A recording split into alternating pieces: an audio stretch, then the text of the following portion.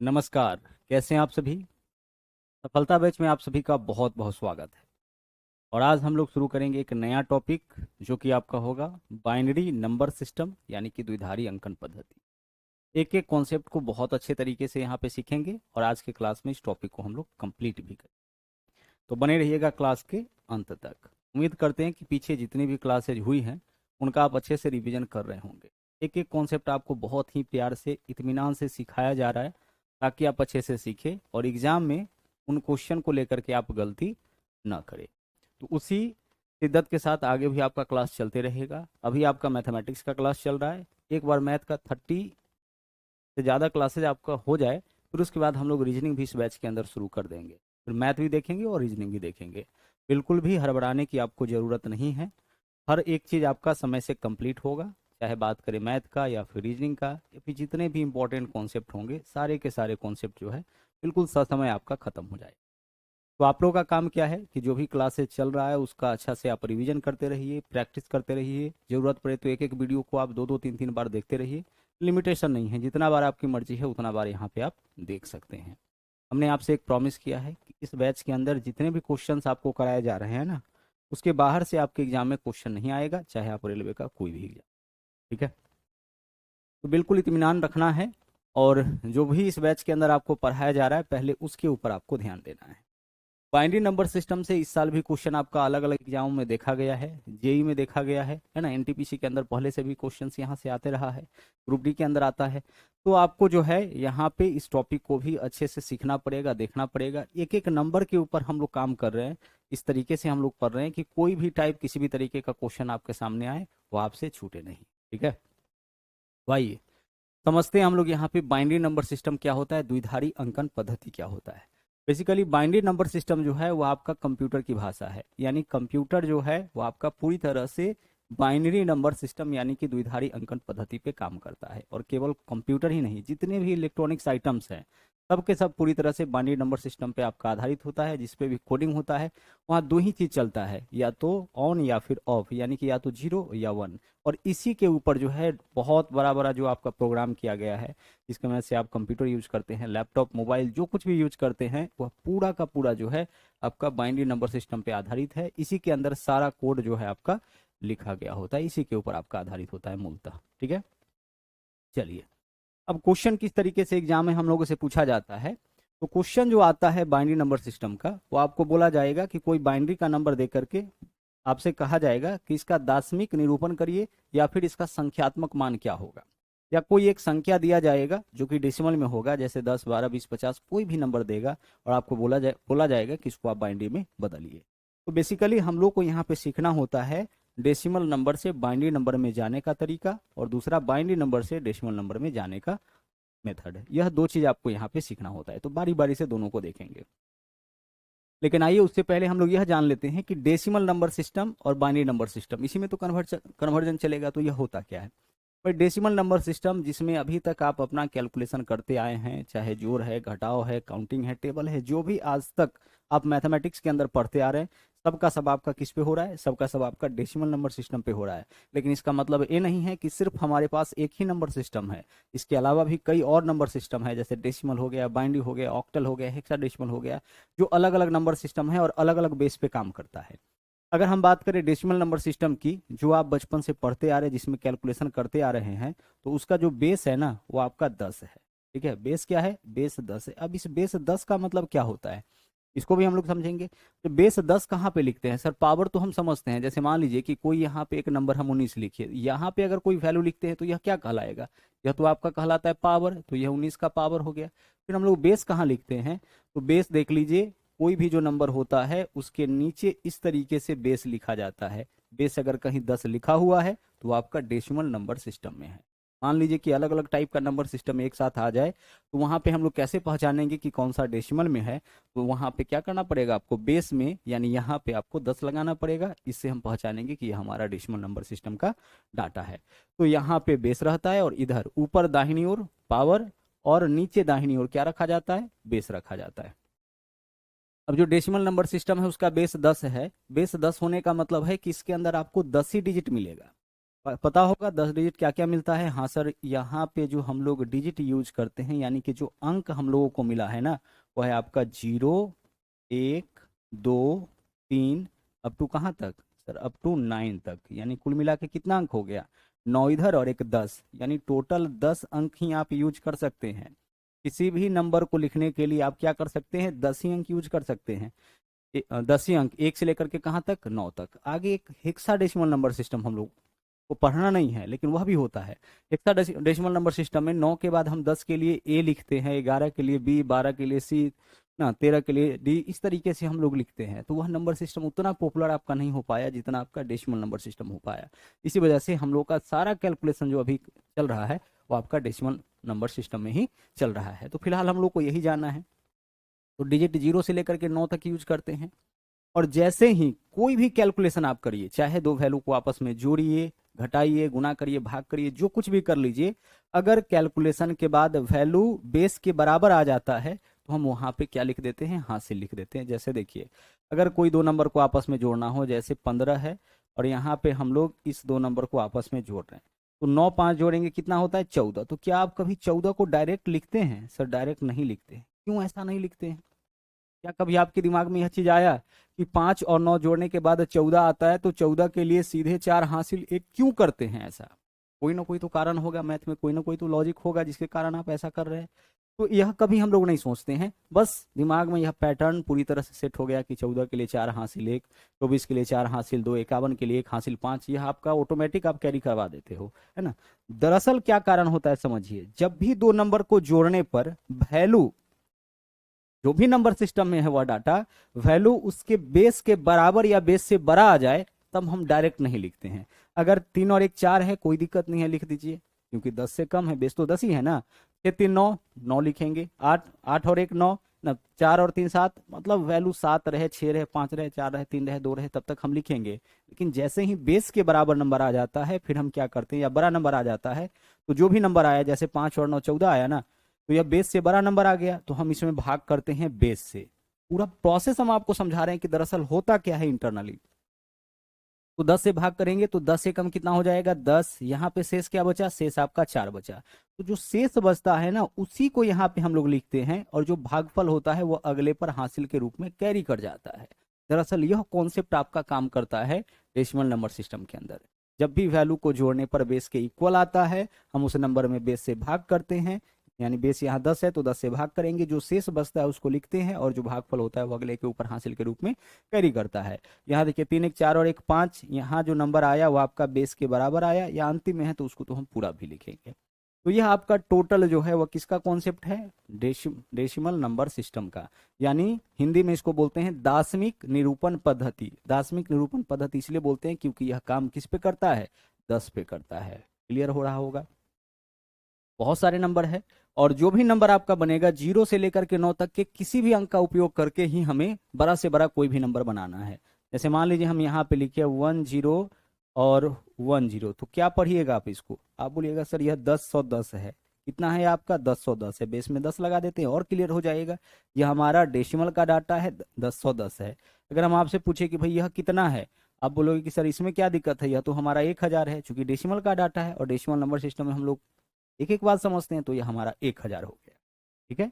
अब इसी कॉन्सेप्ट से हम लोग बाइनरी को समझते हैं। देखिए, अब अगर हम बात करें बाइनरी नंबर सिस्टम का, तो यहाँ पे जो बेस होता है ना, वो आपका 2 ही होता है। अब अगर बेस यहाँ पे 2 है, ठीक है, बेस कितना होता है इसका, बाइनरी का बेस आपका 2 ही होता है। तो यहाँ जो हम लोग अंक उपयोग करेंगे वह 2 ही अंक उपयोग करेंगे, और वह दोनों अंक क्या होगा, वह दोनों अंक होगा आपका, एक तो 0 होगा और दूसरा 1 होगा। इसके अलावा और किसी भी अंक का उपयोग आपको यहाँ पे नहीं करना है। कहने का मतलब है कि दुनिया का कोई भी संख्या आपको लिखना हो, आप इन दोनों के अलावा और किसी भी अंक का उपयोग कर ही नहीं सकते हैं। जो आपकी मर्जी वह नंबर लिखिए, ठीक है, बड़ा से बड़ा नंबर, छोटा से छोटा नंबर, जो आपकी मर्जी वह नंबर आप लिखिए, लेकिन आपको यही 2 अंक मिलेगा, 0 और 1। आप बोलोगे सर सिर्फ 0 और 1 से हम कैसे किसी नंबर को, बड़ा से बड़ा नंबर को ना, 29 को, 28 को, 30 को, 32 को, 144, 138, 500, 600, इन नंबर को हम कैसे 0 1 से दर्शाएंगे? यही चीज तो आज के क्लास में आपको सीखना है कि कैसे बड़े से बड़े नंबर को आप 0 1 की मदद से रिप्रेजेंट कर सकते हैं। तो 2 ही अंक उपयोग होता है, 0 और 1। और जब भी यहाँ पे कैलकुलेशन के बाद वैल्यू बेस से बड़ा आ जाएगा तो यहाँ भी हम लोग वही क्रिया करेंगे। हम क्या करेंगे, बेस से भाग करेंगे, और बेस से भाग करने के बाद जो भागफल आएगा उसको लिखेंगे और हासिल जो होगा वो अगले के ऊपर कैरी करेगा। जब हम बाइनरी का जोड़ आपको अभी सिखाएंगे तो जाकर के वह भी आपका क्लियर हो जाएगा। एक साल देखिए रेलवे के अंदर ही क्वेश्चन ऐसे पूछा गया कि द्विधारी अंकन पद्धति में यह किसके बराबर है, द्विधारी अंकन पद्धति में यह किसके बराबर है। और इस क्वेश्चन का एक तो आंसर था 100, एक आंसर इसका था 12। और विश्वास रखिए मैक्सिमम छात्रों ने 99.99 छात्रों ने इस क्वेश्चन का आंसर क्या चुना, 12 इस क्वेश्चन का आंसर चुना। अब आप सोचिए, वही चलिए मान लेते हैं कि क्वेश्चन का स्तर कमजोर हो, लेकिन क्या कभी इतना भी कमजोर होगा कि आपसे यह पूछ दे कि 11 + 1 बराबर क्या होगा। जब भी इतना इजी क्वेश्चन आ जाए तो आपके दिमाग में कम से कम वहां एक डाउट तो आना चाहिए कि भाई इसका आंसर तो 12 नहीं हो सकता, इतना इजी सवाल तो नहीं पूछेगा। बहुत सारे स्टूडेंट जो बैठे उस एग्जाम में वो लेके आए कि सर बहुत इजी क्वेश्चन पूछा। हम कि क्या पूछ लिया, 11 + 1 पूछा था। दरअसल यह पूछा था कि बाइनरी में इसका वैल्यू क्या होगा, और बाइनरी में यह 3 है और यह आपका 1 है, और जब इसको जोड़िएगा तो 4 होगा, और बाइनरी में 4 ऐसे लिखा जाता है। मतलब इसका जो वैल्यू होगा बाइनरी में वो कितना हो जाएगा, 100। तो एक एक करके यह सब बातें हम लोग यहाँ पे समझेंगे। आप बिल्कुल टेंशन नहीं लीजिए, आज के बाद बाइनरी के किसी भी टाइप के क्वेश्चन में आपको कभी दिक्कत नहीं होना है, ठीक है। तो बेस 2 हो गया, और डिजिट हम लोग क्या यूज करते हैं इसमें, 2 ही डिजिट यूज करेंगे, 0 और 1, और दुनिया का कोई भी संख्या हम इसी की मदद से यहाँ पे लिखेंगे। तो आइए शुरुआत करते हैं। सबसे पहले हम लोग यहाँ पे जो है वह कुछ नंबर को बदलना सीखते हैं बाइनरी, डेसिमल से बाइनरी। यहाँ जो नंबर आप देख रहे हैं सब किस फॉर्म में है, डेसिमल में है। तो बाइनरी का कुछ एग्जांपल भी ले लेते हैं। जैसे देखिए अभी आप बोले थे कि सर यह तो 1000 है, यह कितना है 1000, लेकिन जैसे ही इसके बेस में हम 2 लगा दिए अब हमारा यह 1000 नहीं है, यह कितना है।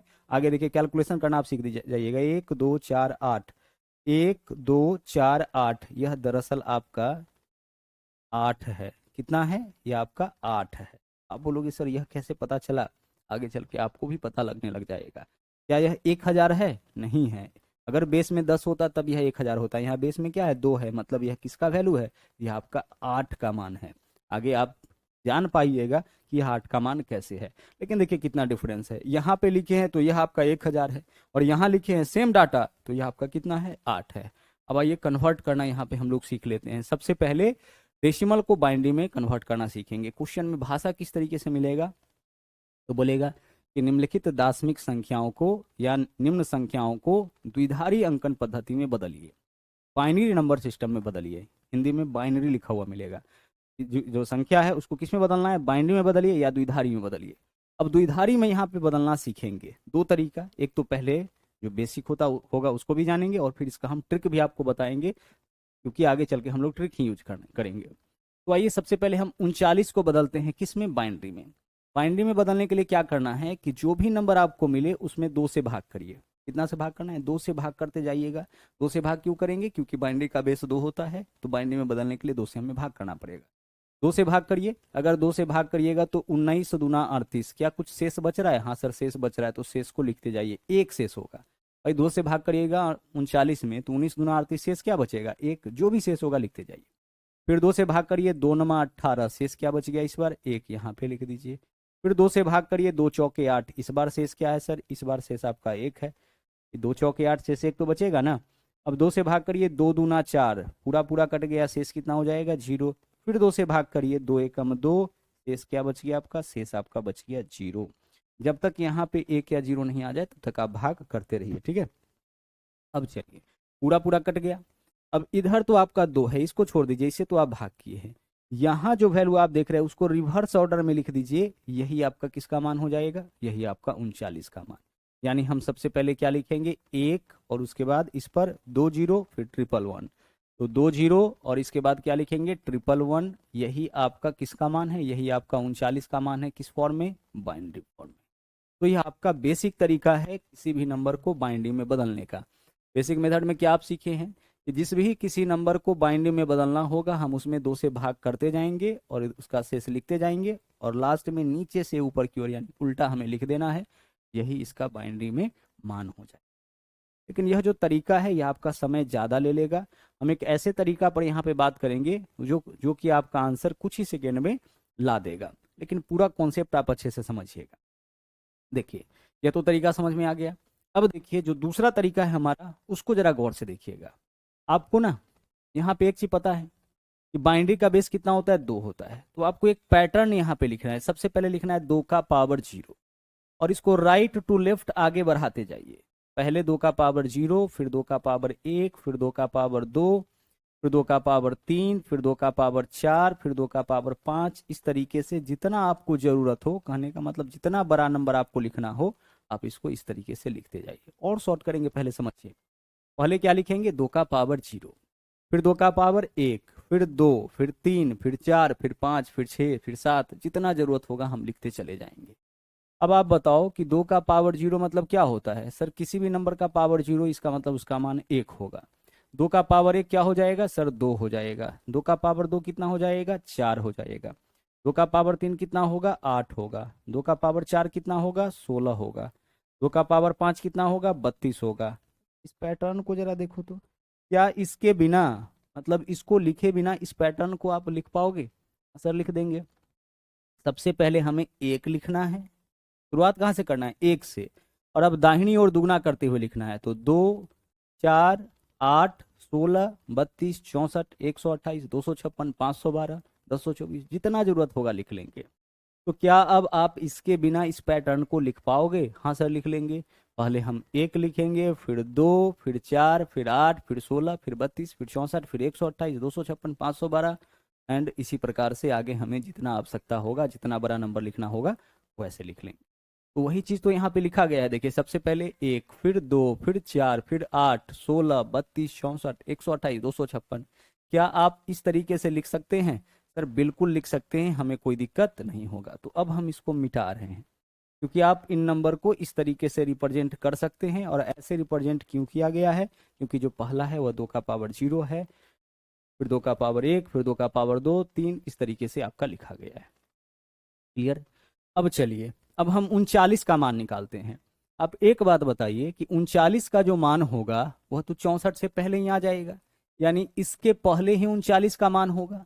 यह बात तो क्लियर हो रहा है ना? 39 का मान क्या होगा, इसके पहले। तो इसके पहले 64 से पहले जिन नंबर को जोड़ने पे 39 आ जाए, आप उनको पहचानें कि ऐसा कौन कौन सा नंबर है जिसको जोड़ेंगे तो 39 आ जाएगा। भाई इसको तो नहीं लेना है। 32, और 32 में 16 जोड़ेंगे ज्यादा हो जाएगा 48, 8 जोड़ेंगे तो भी ज्यादा हो जाएगा 40 हो जाएगा। 32 और 4 36, 36 और 2 38, 38 और 1 39। हमने यहाँ पे क्या देखा कि 39 किन नंबरों को जोड़ने पे आएगा, तो 32 को, 4 को, 2 को और 1 को। यह चीज धीरे धीरे आपके दिमाग में अच्छे से सेट हो जाएगा, आप टेंशन मत लीजिए। अब जिन जिन नंबरों को जोड़ने पे 39 आया है ना, आप क्या करिए, उनके सामने लिख दीजिए 1। तो 1 तो 32, फिर आपका 4, फिर आपका 2 और फिर आपका 1। इन्हीं नंबरों को जोड़ने पे कितना आया है, इन्हीं नंबरों को जोड़ने पे 39 आया है। तो इनके सामने हम 1 लिख दिए, और बीच में जो भी जगह बचा उसके सामने 0। तो इसके सामने क्या लिखेंगे, 0, और इस 8 के सामने क्या लिखेंगे, 0। यही मान आपका किसका हो जाएगा, यही आपका 39 का मान हो जाएगा। एक बार चेक करिए, बेसिक से भी यही वैल्यू आया था ना, 1000111। यहाँ भी देख लीजिए 1000111 आ गया। क्या कोई दिक्कत है समझने में? सर कोई दिक्कत नहीं है समझने में। कोई भी नंबर अब हमारे सामने आ जाएगा, बहुत ही आसानी से यह बता पाएंगे कि इसका बाइनरी में क्या मान होगा। ठीक है? अब चलिए यहाँ देखिएगा, हम कोई और नंबर ट्राई करते हैं। अभी आप किसको देखे हैं, अभी आप देखे हैं यहाँ पे 39 को। कोई और नंबर लेते हैं। मान लीजिए कि आपसे हम यह कहते कि भाई 1 का मान बताइए। तो 1 का मान क्या होगा, यहीं पे सिर्फ 1 लिख देंगे, 1 में तो कोई दिक्कत नहीं है। 2 का मान बताइए। 2 कहाँ पे है, यहाँ पे है। तो जहाँ 2 दिखे वहां पे 1 लिखिए, पीछे जितना नंबर बच रहा है वहां 0, 1 0, यह 2 का मान हो गया। 4 का मान बताइए क्या होगा। 4 का मान चाहिए, जहां 4 दिख रहा है वहां पे 1 लिखेंगे, पीछे जितना बच गया वहां 0, 100, यह 4 का मान हो गया। 8 का मान क्या होगा बाइनरी में, जहां 8 आपको दिखा है वहां पे 1 लिखिए, पीछे जो भी नंबर बचा है वहां पे 0 डालिए, यह आपका 8 का मान हो जाए। 16 का मान बताइए कितना होगा। सर जहां 16 दिख रहा है वहां पे हम 1 लिखेंगे, पीछे जो भी वैल्यू दिख रहा है वहां पे हम 0 डालेंगे, यही मान आपका किसका होगा, 16 का मान होगा। अगर हम आपसे पूछे कि भाई 19 का मान बताओ, 19 का, 19 इसमें कहाँ मिलेगा, सर 19 जो है 32 से पहले ही, तो किन किन नंबरों को जोड़ने पे 19 आएगा? डायरेक्ट 19 इसमें मिलेगा नहीं, तो जिनको जिनको जोड़ने पे 19 आएगा उसके सामने हमें एक लिखना है।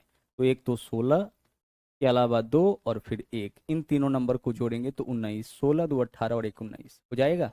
बीच में जो भी बचा वहां पे जीरो डालिए, यानी 10011, यही किसका वैल्यू है? यही आपका 19 का वैल्यू है। क्लियर? यानी अब इस तरीके से किसी भी संख्या को आप बाइनरी में बहुत आसानी से बदल सकते हैं। आइए दूसरे क्वेश्चन को ट्राई करते हैं, 138। अच्छा, क्वेश्चन जो पूछा गया है वो आपका 29, 27, 39, 34 इसी तरीके का सवाल आपका पूछा गया। और इस साल जो क्वेश्चन आपका पॉइंट में पूछा, ठीक है, तो पॉइंट वाला भी यहाँ पे हम लोग समझेंगे, लेकिन आराम से एक एक कॉन्सेप्ट हम लोग धीरे धीरे सीखते हुए आगे बढ़ेंगे। 138 को बाइनरी में बदलना है। अब बताइए कि इस तरीके से अगर हम लिखे तो 1 2 4 8 16 32 64 128, आगे क्या होगा? 256। तो क्या आगे हमें लिखने का आवश्यकता है? नहीं है, क्योंकि आगे 256, तो 256 से पहले ही तो आपका 138 होगा, तो 256 लिखने का जरूरत नहीं है, इसके पहले यही सब वैल्यू है। अब इसके पहले जिन नंबरों को जोड़ने पे 138 आएगा आप उसके सामने एक करिए, आप खोजिए कि किनको किनको जोड़ने पे 138 आएगा। तो 128 और 8 136 और 2 138। क्लियर? 128 में 64 32 16 तो नहीं जोड़ोगे ना, 64 32 16 जोड़ोगे तो वैल्यू सीधे आपका 138 से ज्यादा हो जाएगा। 128 में 16 जोड़िएगा कितना हो जाएगा? 144, ज्यादा हो रहा है ना। हाँ, 8 जोड़ेंगे तो 128, 8 136 था, अब सिर्फ हमें 2 जोड़ना है, 138 हो गया। किनको किनको जोड़ने पे आपका 138 आया है? एक तो 128, दूसरा आपका 8 और तीसरा 2। हमें क्या करना है? यहाँ पे लगा देना है 1। अब जो भी जगह आपको बचा है बीच में सब जगह जीरो, तो 64 के सामने जीरो, 32 के सामने जीरो, 16 के सामने जीरो, 4 के सामने जीरो और 1 के सामने जीरो। यही मान किसका होगा? 138 का। तो हम क्या करेंगे? 1 के ऊपर कितना जीरो है? 3 जीरो, ठीक है, और इसके अलावा 1 जीरो और 1 जीरो, यही वैल्यू आपका किसका है? 138 का। चूंकि यह बाइनरी में है इसलिए बेस में क्या लगा दिए? बेस में हम 2 लगा दिए। क्लियर हो रहा है? बिल्कुल क्लियर हो रहा है सर, हर एक नंबर का आप आसानी से हम बता सकते हैं। अब आगे बताइए। अच्छा, सवाल कभी कभी ऐसे भी पूछा है कि 138 को बाइनरी में बदलने पर अंतिम से 4 अंक क्या होगा? तो भाई बाइनरी में बदल दीजिए, अंतिम 4 अंक पूछा है तो 1010 आंसर हो जाएगा। जब बाइनरी में बदल दिए हैं, अंतिम 4 अंक पूछे, शुरू का 4 अंक पूछे, हम कुछ भी बता सकते हैं। जब हम बाइनरी में बदल दिए हैं तो अंतिम 4 अंक पूछेगा, हम यहाँ से देख के बता लेंगे। 29 का बाइनरी में मान बताइए क्या होगा? 29 का मान देखिए 32 से तो पहले ही आएगा, तो किसको किसको जोड़ने पर? सर 16 8 24 4 28 और एक 29, इनको अगर जोड़ देंगे तो 29 आ जाएगा। तो जिसको जिसको जोड़ने पे 29 आएगा ना मेरे भाई, उसके सामने आप 1 लिख दो, और जो भी जगह बच गया वहां पे 0 लिख दो। जगह क्या बचा है? 2 ही तो बचा है, वहां 0 लिख दीजिए। 29 का मान 1 पर कितना? 111 होगा, और इसके अलावा 01 होगा। 111 01, यही वैल्यू किसका हो गया? 29 का। यानी अब किसी भी प्रकार के नंबर को आप आसानी से, बहुत आसानी से आप किस में बदल सकते हो? बाइनरी में बदल सकते हो।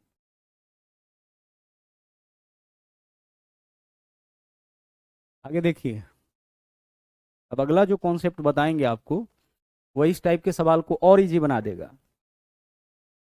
देखिएगा, अब चलते हैं हम लोग बाइनरी से डेसिमल में।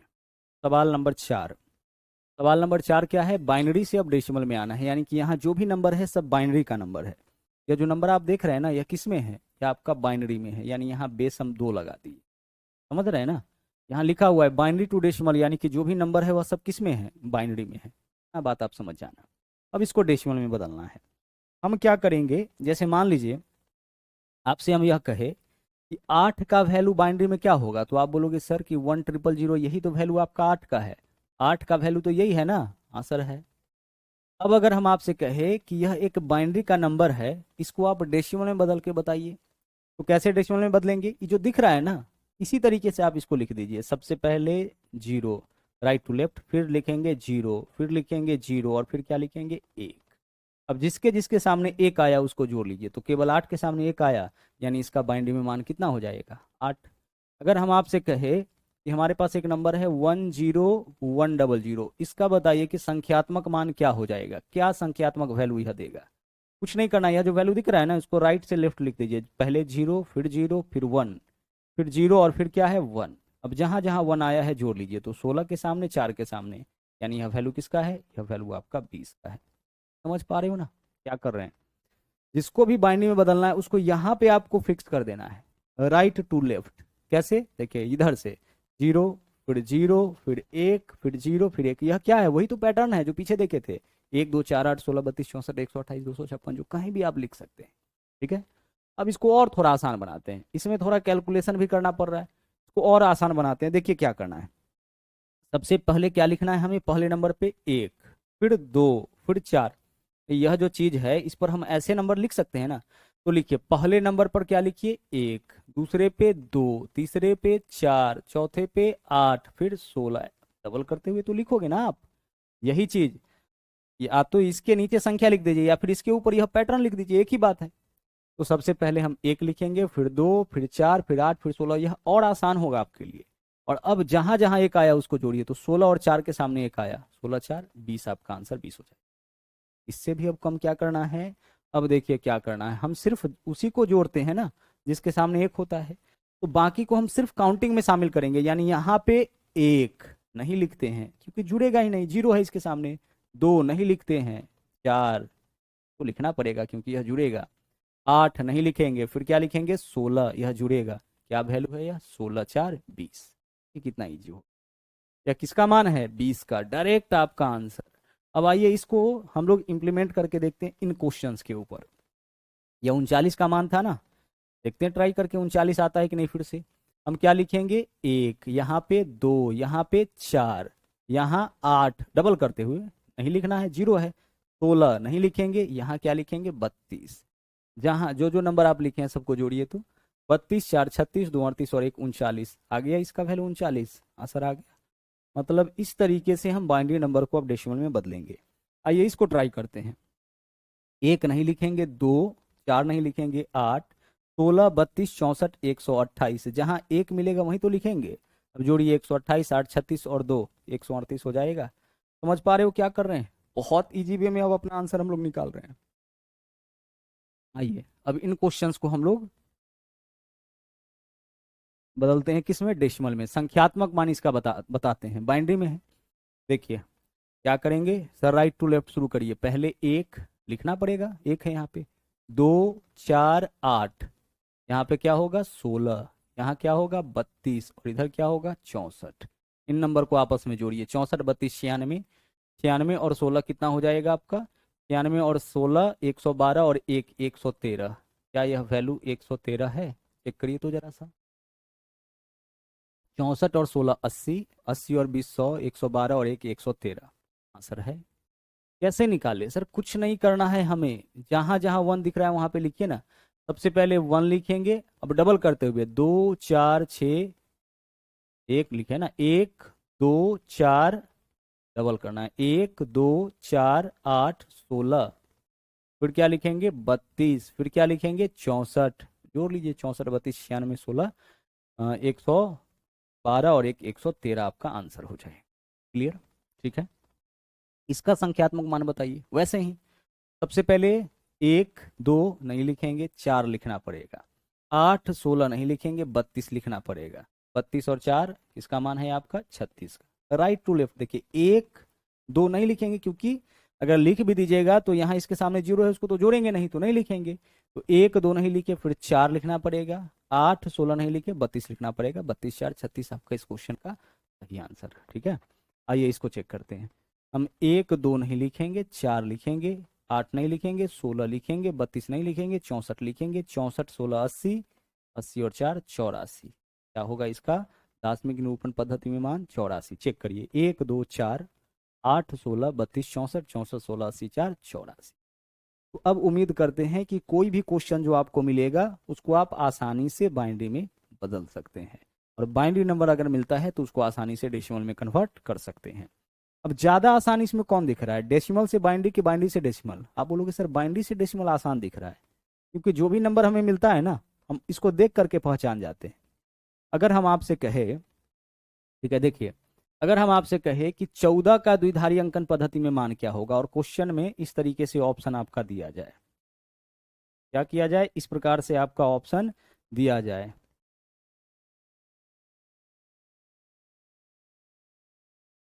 1 2 1 2 4 8, यहाँ 16 हो गया, ज़्यादा हो गया नहीं, चलिए 8 1 2 4 8, 1 2 4 8, तो 8 4 12, इस तरह से ऑप्शन सेट कर रहे हैं, ऐसे तो मिलेगा ही ना। अब आपको जो है यहाँ पे चुनना है चारों ऑप्शन में से कि कौन सा ऑप्शन 14 का मान हो। तो दो तरीका है, बड़ा बड़ा नंबर भी आपका आ सकता है, 14 की जगह 143 44 कुछ भी आएगा, उसको बाइनरी में बदलना है तो हम क्या करेंगे, हम ऑप्शन में खोज लेंगे। देखिए यह 1 2 4 8 16, ये तो नहीं है आपका, तो 20 है। यहाँ देखिए एक नहीं लिखेंगे, 2 4 8, तो 8 4 12 2 14, यही 14 का मान है, यह हमारा आंसर हो जाएगा। तो इस तरीके से डेसिमल वाला भी जो क्वेश्चन पूछा जाएगा हम बाई ऑप्शन उसको इस तरीके से बना सकते हैं, क्योंकि बाइनरी से डेसिमल में आना और ज़्यादा आसान है। बाइनरी से डेसिमल में आना क्या है आपका, और ज़्यादा आसान है। तो हम यह तरीका अपना सकते हैं कि जो भी क्वेश्चन जो भी डेसिमल में रहेगा बाइनरी में बदलना होगा, तो हम ऑप्शन से ट्राई कर लेंगे कि कौन सी ऑप्शन का मान, किस ऑप्शन को हम अगर यहाँ पे बाइनरी से डेसिमल में ले जाएंगे तो क्वेश्चन के इक्विवेलेंट आ जाएगा, वही हमारा आंसर हो जाएगा। तो दोनों चीज़ आप सीख गए हैं। अब बारी है यहाँ पे पॉइंट्स वाले नंबर की, कि पॉइंट वाले नंबर को अब हम कैसे यहाँ पे बाइनरी में बदलना सीखेंगे। ठीक है, पॉइंट्स वाले नंबर को, आइए पॉइंट्स वाला नंबर भी यहाँ पे हम लोग समझ लेते हैं। देखिएगा सवाल नंबर 13 क्या है, यहाँ पे जो है हमें 26.85 को बाइनरी में बदलना है। इसको बदलना है 26.85 को, गौर से देखिएगा, 26.85 को किस में बदलना है, बाइनरी में बदलना है। इसका मतलब तो यह हुआ कि पॉइंट से पहले हमें 26 चाहिए, पॉइंट से पहले हमें कितना चाहिए, 26 चाहिए। देखिए तो किस ऑप्शन में पॉइंट से पहले 26 है, यहाँ देखिए 1 2 4 8 16, देखिए 1 2, 1 नहीं लिखेंगे, 2 लिखेंगे, 2 4, हो गया 8, ये हो गया 16, 16 8 24 2 26, यहाँ पे 26 है। अच्छा 26 के लिए 1 1 0 1 0, 1 1 0 1 0 जहाँ पे होगा वही 26 होगा, तो ऑप्शन सी भी आपका 26 नहीं है, ऑप्शन डी भी आपका 26 नहीं है। क्यों नहीं है, फिर इसको चेक नहीं किए, इसको चेक नहीं किया, आपको कैसे पता लगा भाई, जब यह 26 है, 26 का मान 1 1 0 1 0 है, तो जहाँ 1 1 0 1 0 होगा वही 26 हो सकता है ना। तो एक तो यह 26 है, एक यह 26 है, यह 26 नहीं है, यह भी 26 नहीं है, देख के पहचान गए, यानी इसी दोनों में से कोई हमारा आंसर हो जाएगा। ज्यादातर केस में क्या होगा कि कोई एक ही ऑप्शन होगा जिसको देख करके आप पहचान जाइए कि यही 26 होगा। तो पॉइंट से पहले का काम हम कर लिए, 26 का मान हम निकाल लिए। 26 का मान आप ऐसे भी निकाल सकते हैं, इस तरह से लिख के भी तो आप 26 का मान निकाल सकते हो ना, आंसर निकाल सकते हैं, कोई दिक्कत नहीं है। तो 26 के मान में हमें कोई परेशानी नहीं है। मामला आके कहाँ फंसा, पॉइंट के बाद। ठीक है, मामला कहाँ पे आके फंसा है, पॉइंट के बाद। तो 26 का वैल्यू आप बताइए, ऑप्शन से आप ढूंढ लिए ना, आंसर ढूंढ लिए। और भी कोई तरीका है, जो तरीका पीछे आपको बताए हैं उस तरीका से भी 26 का मान कितना हो जाएगा, 11010, 11010, यह 26 का मान हो गया। अब पॉइंट है तो पॉइंट दीजिए, अब इसको बदलिए आप इसमें बाइनरी में। तो अब हम लोग यहाँ पे क्या सीखेंगे, पॉइंट वाले नंबर को बाइनरी में बदलना। देखिए बहुत आसान तरीका है, 0.85 यही तो है, इसी को तो बदलना है पॉइंट में। पॉइंट दिए हुए हैं, जो भी यहाँ से वैल्यू आएगा हम लिखते हुए चलेंगे। अब करना क्या होता है जरा गौर से समझिएगा, पॉइंट वाले नंबर को बाइनरी में कैसे बदलते हैं। हम यहाँ पे क्या करेंगे कि इसको गुना करेंगे 2 से, 2 से गुना इसलिए करते हैं क्योंकि बाइनरी का बेस आपका 2 होता है, तो पॉइंट वाला है 2 से इसमें गुना करेंगे। गुना करिए आप, 5 दूना 10, 0 हासिल 1, 8 दूना 16 और 1 17, लिख दिए। अच्छा देखिए इसमें कितना अंक के बाद दशमलव है, 2 अंक के बाद, तो यहाँ भी तो 2 अंक के बाद दशमलव दीजिएगा ना, दे दिए। हम सिर्फ इसको दोगुना करेंगे, दशमलव जितने अंक के बाद है हम दे देंगे। तो 0.85 को दोगुना किए, कितना आया, 170, 2 अंक के बाद दशमलव। जब दशमलव दिए तो पॉइंट के पहले जो पूर्णांक आएगा ना वही आपको यहाँ पे लिख लेना है। पॉइंट के पहले क्या आया, 1 आया, देख लिए। दुगना करना है और पॉइंट के पहले या तो 0 मिलेगा या 1 मिलेगा, इसके अलावा और कुछ नहीं मिलेगा दोगुना करने पर। तो पॉइंट के पहले अगर 1 मिलता है 1 लिख लीजिए, पॉइंट के पहले अगर कुछ नहीं आता है मतलब 0 आता है तो फिर 0 लिखेंगे। तो इस 1 को तो यहाँ लिख लिए, अब बचा क्या हमारे पास, 0.7 बोलिए इसको या 0.70 बोलिए, एक ही बात है। तो 0.70 ही ले लेते हैं, वैसे भी पॉइंट के बाद 0 का कोई मतलब नहीं होता है लेकिन ले लेते हैं। एक तो हम वहां लिख चुके हैं, अब एक हट गया, अब 0.070 बचा आपका। अब इसको फिर से दोगुना करिए, तो 70 का दोगुना कितना होगा सर? 70 का दोगुना होता है 140। 0 का दोगुना 0, 7 का दोगुना 14। इतना अंक के बाद 2, तो यहाँ भी 2 अंक के बाद दशमलव देंगे। फिर से देखिए पॉइंट के पहले क्या मिला? 1, तो फिर से हम लिख देंगे 1। अब 1 1 देखिए तो किस ऑप्शन में है? ऑप्शन बी पकड़ में आ गया। लेकिन और आगे बढ़ते हैं, फिर देखिए इस एक को तो वहां लिख दिए, अब क्या बचा आपके पास? 0.40 बचा। अब इसको दोगुना कर लीजिए फिर से, 40 का दोगुना कितना? 80। 2 अंक के बाद दशमलव, तो 2 अंक के बाद दशमलव दीजिए। 2 अंक के बाद दशमलव दीजिएगा तो दशमलव से पहले कोई नंबर नहीं है, मतलब 0 हो जाएगा। फिर जो आया पॉइंट के बाद जो आया नंबर, उसको फिर से डबल करिए, तो पॉइंट के बाद तो यही है 80। 80 का फिर से डबल करिए, 80 का डबल कितना होता है? 160। 2 अंक के बाद दशमलव है, दीजिए। पॉइंट के पहले क्या मिला? पॉइंट के पहले 1 मिला, 1 आप लिखिए। इस तरीके से आप लिखते जाइए जितना जरूरत हो।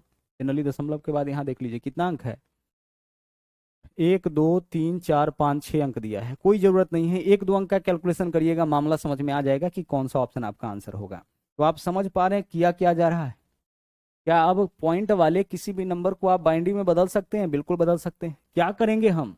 पॉइंट के बाद जो भी नंबर होगा उसको लेंगे, दोगुना करेंगे, दशमलव जितने अंक के बाद होगा उतने उसको डालेंगे, 2 अंक के बाद है 2 अंक के बाद डालेंगे, मतलब दोगुना करना है। और पॉइंट से पहले अगर 1 मिलता है तो 1 लिखना है, अगर 1 नहीं मिलता है तो 0। या तो 1 मिलेगा या 0 मिलेगा, 1 मिलेगा तो 1 लिख दिए।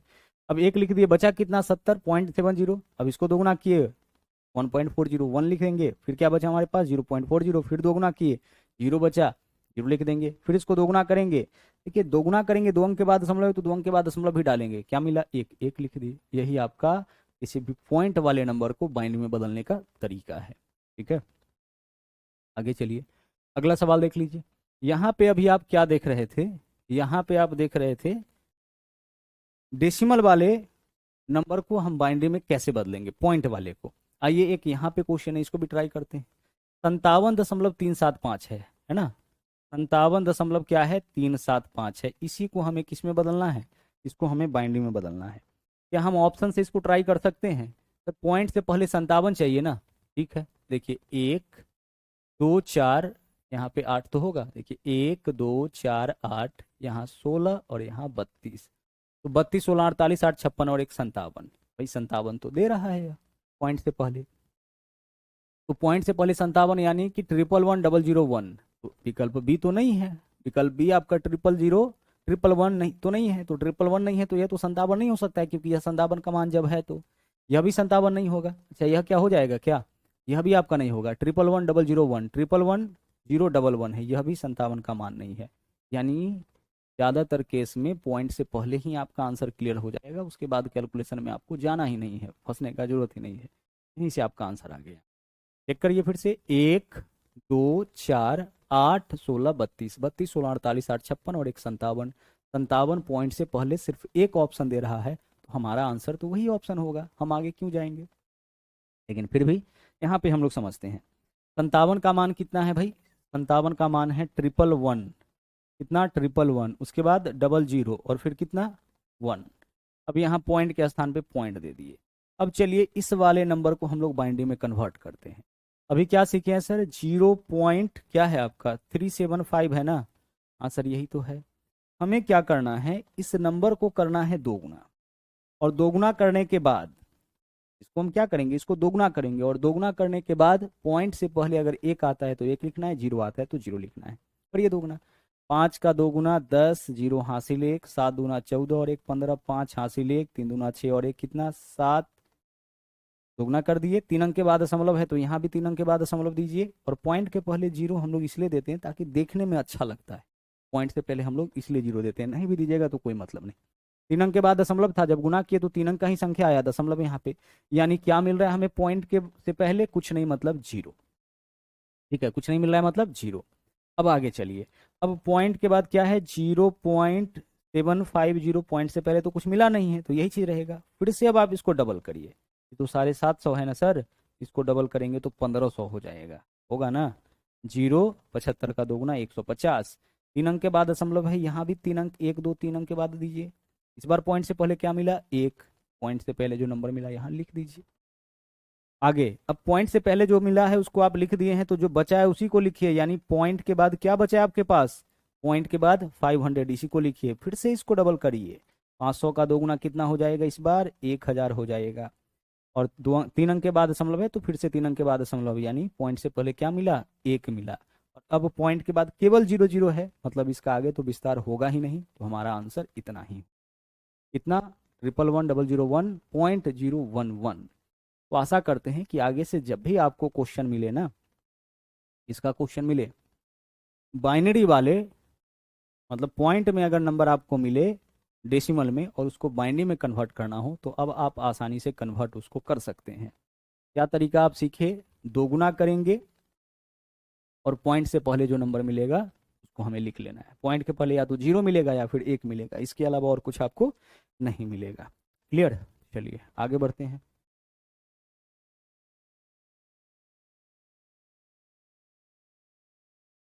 एक नंबर यहाँ पे और देखते हैं,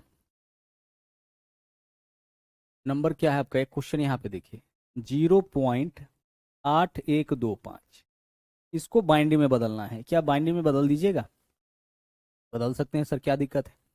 0 है तो 0, पॉइंट है तो पॉइंट, यानी हमारा जो भी आंसर आएगा वो पॉइंट में ही आएगा, क्योंकि नंबर आपका पॉइंट में ही है।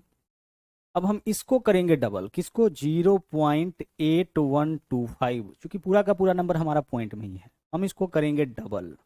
आइए डबल करते हैं, 5 का 2 गुना 10, 0 हासिल 1, 2 दूना 4 और 1 5, 1 का 2 गुना 2 हो जाएगा, 8 दूना 16, 2 गुना कर लिए सर, बिल्कुल कर लिए, कोई दिक्कत हमें नहीं हुआ। 2 गुना करने में क्या दिक्कत, कितने अंक के बाद दशमलव 4, तो 1 2 3 4, यहाँ दशमलव आएगा।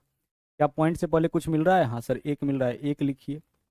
पॉइंट से पहले 1 मिला, 1 लिख दिए। अब क्या बचा हमारे पास, सर पॉइंट से पहले वाला नंबर तो ले लिए, तो अब यहाँ पे 0 हो जाएगा, 6250। फिर से 2 गुना करिए, कर देते हैं सर, क्या दिक्कत है, 0 है तो 0, 5 दूना 10, 0 हासिल 1, 2 दूना 4 और 1 5 और 6 दूना 12, ये तो होगा।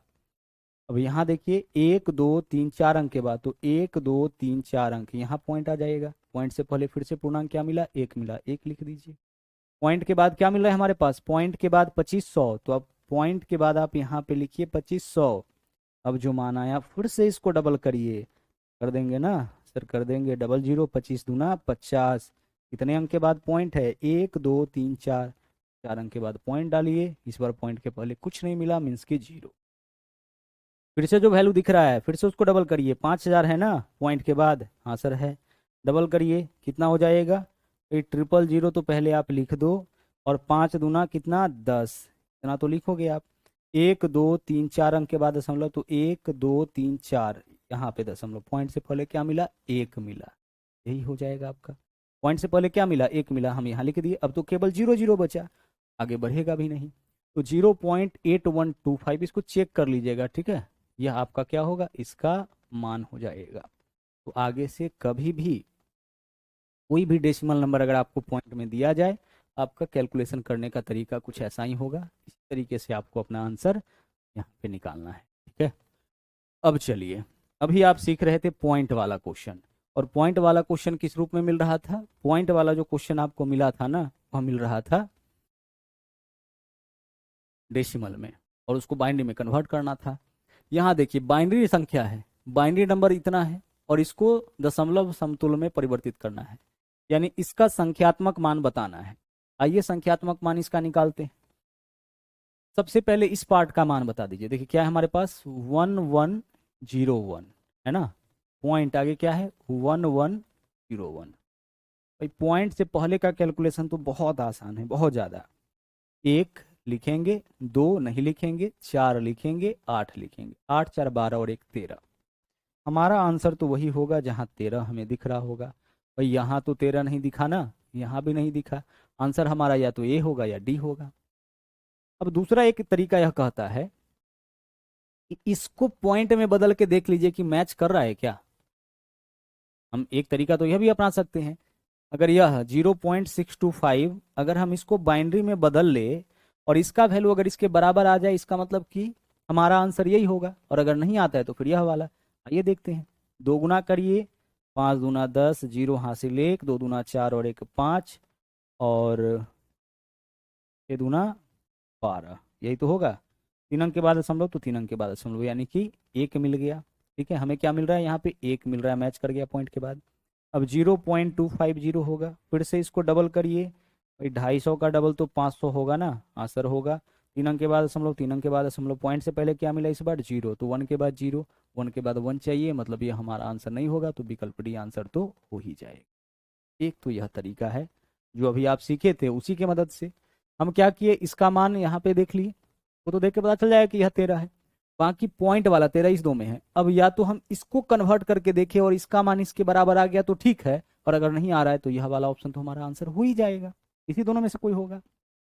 अब अगर यह चीज नहीं है, आप डायरेक्ट इसको बदलना चाहते हैं, तो देखिए डायरेक्ट बदलने का क्या तरीका होगा, क्या अप्रोच होगा डायरेक्ट किसी नंबर को, पॉइंट वाले नंबर को डेसिमल में बदलने का। तो हम सबसे पहले क्या लिखेंगे, पॉइंट के बाद वाला का नंबर का मामला समझिएगा, इस एक को लिखेंगे, ठीक है, और इसमें हम भाग करेंगे कितना से, पॉइंट के एक स्थान बाद होगा तो 2 से, 2 स्थान बाद होगा तो 4 से, 3 स्थान बाद होगा तो 8 से, तो 1/2, चूंकि पॉइंट वाला है तो भिन्न आएगा ना।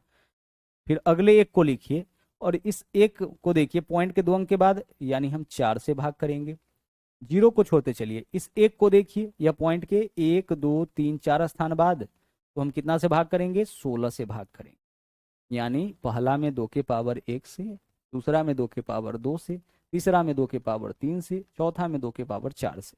आप इस बात को ऐसे भी समझ सकते हैं, देखिए पहले समझ ही लीजिए इसको, इस एक को लिखेंगे और लिखेंगे गुना 2, और दशमलव के एक स्थान बाद है तो पावर -1, ऐसा होता है दरअसल। फिर प्लस इस एक को लिखेंगे, इसमें गुना करेंगे 2 से, और दशमलव के 2 स्थान बाद है तो पावर -2।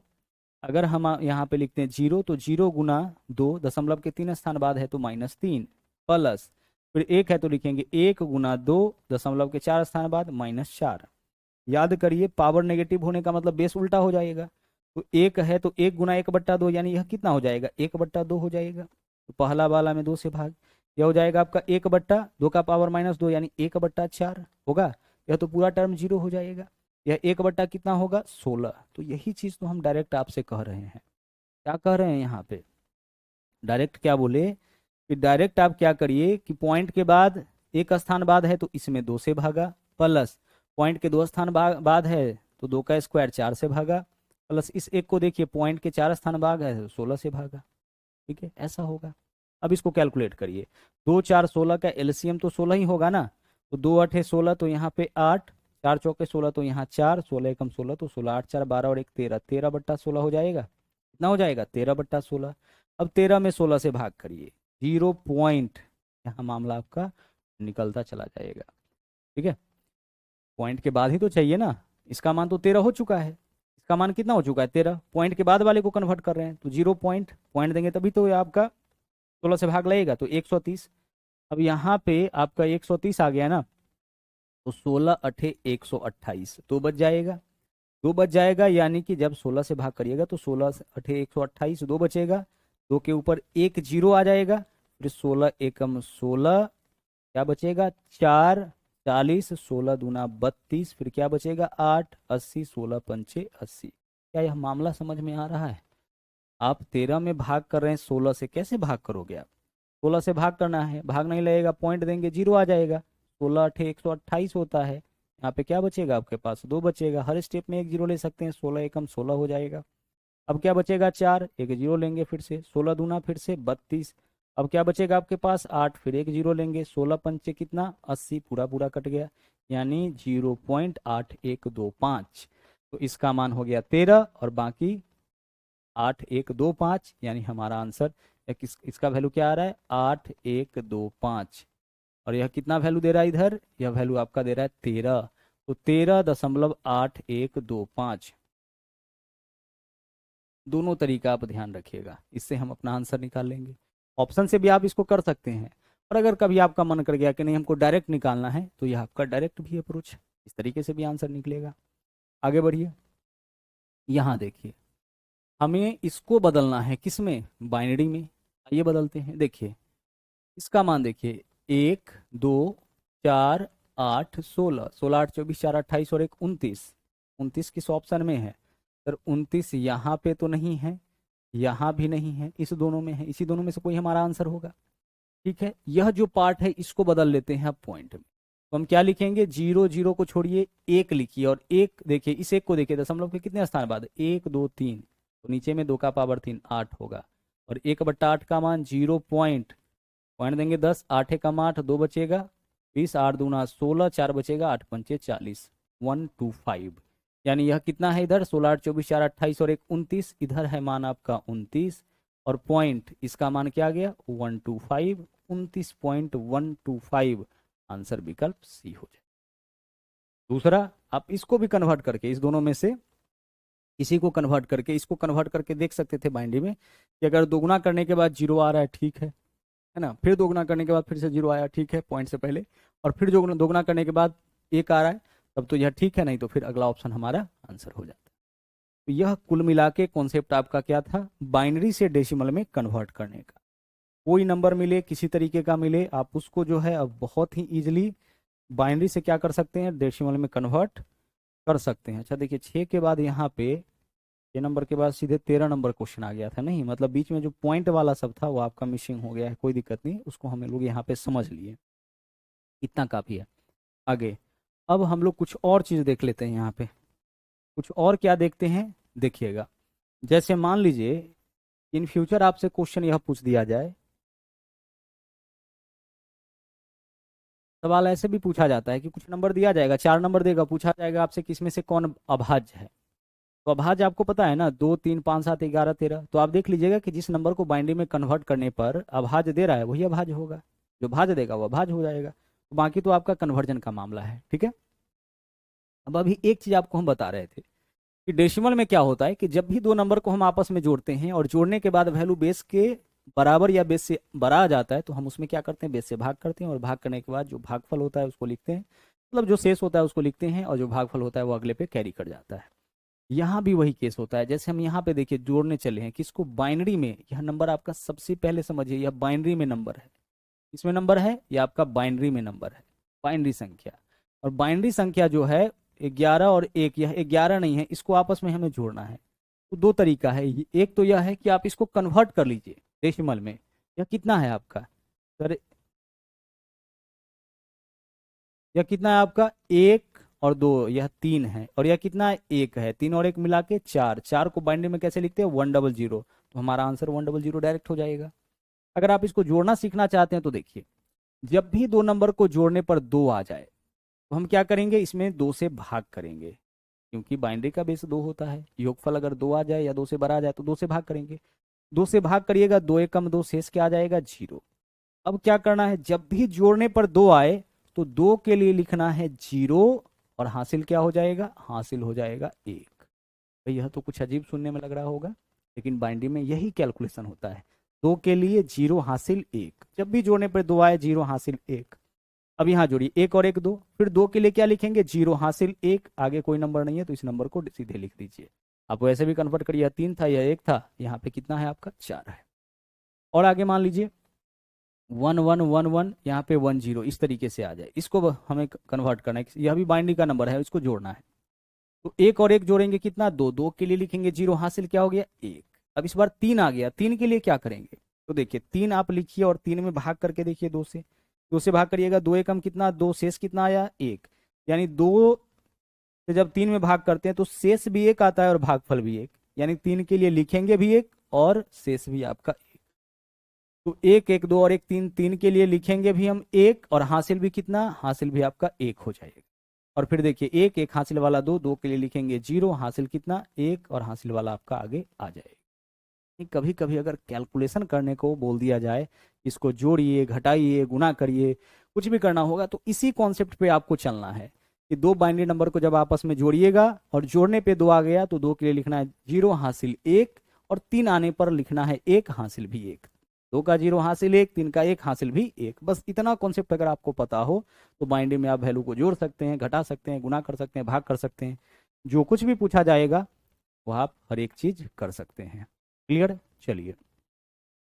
तो इस तरीके से आपका बाइनरी नंबर सिस्टम यानी कि द्विधारी अंकन पद्धति कंप्लीट हो गया। बहुत अच्छे से एक एक कॉन्सेप्ट यहाँ पे हम लोग देखें आज के क्लास में। आपका काम है कि रिवीजन आप अच्छे से कर लीजिएगा, दोबारा कभी इस टॉपिक को आपको पढ़ने का जरूरत नहीं पड़ेगा अगर एक बार अच्छे से वीडियो को देख करके और अपने हाथ से उसका नोट्स भी बना लीजिएगा तो। तो आज के लिए इतना ही, मिलते हैं फिर से अगले क्लास में, जहाँ पे हम लोग फिर से एक नया टॉपिक देखेंगे। Thank you. जय हिंद।